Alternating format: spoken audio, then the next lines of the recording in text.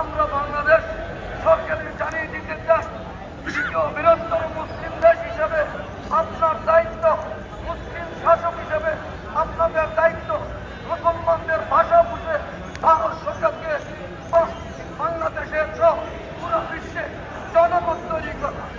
আপনি অভিযোগ করুন ডক্টর ইউনূস, আপনার মোবাইল ইসরায়েলের হোল্ডার, আপনার বিশ্ব একটা পরিচিতি আছে, আপনি বিশ্ব জনমত তৈরি করুন ইসরায়েলের বিরুদ্ধে, ভারতের বিরুদ্ধে। আমরা আজকের এই সমাবেশ থেকে বলতে চাই, যদি বিশ্বব্যাপী গাজা অনুভূতি বা ভারতের বিরুদ্ধে বা ইসরায়েলের বিরুদ্ধে কোনো জেহাদের ডাক আসে, মুজাহিদের প্রয়োজন হয়, আমরা কারা কারা যেতে বলতে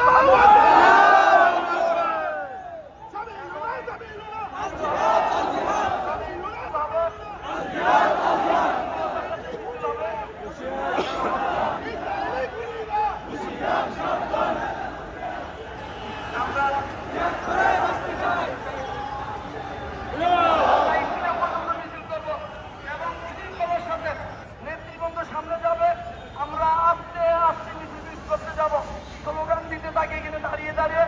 যখন ওইখান থেকে ইশারা দেওয়া হবে আমরা সামনের দিকে অগ্রসর হব, স্লোগান দিতে থাকি। দাবি করতে হবে না ইসরায়েলের সাথে আমেরিকার সাথে তাদের কুশল রাষ্ট্রগুলোর সাথে সম্পূর্ণরূপে কূটনৈতিক সম্পর্ক বিচ্ছিন্ন করতে হবে।